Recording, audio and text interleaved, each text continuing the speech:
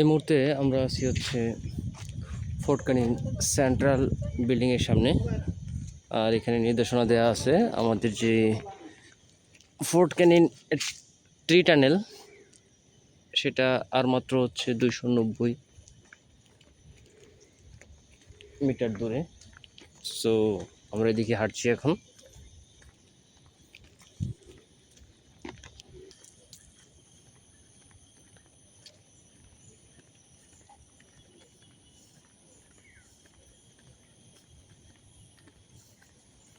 ওয়েদারটা একবার হচ্ছে চমৎকার রোদে তখন ভালো ভিডিও আসে, আবার যখন একটু মেঘাচ্ছন্ন হয়ে যায় তখন ভিডিওর কোয়ালিটি অত ভালো দেখা যায় না।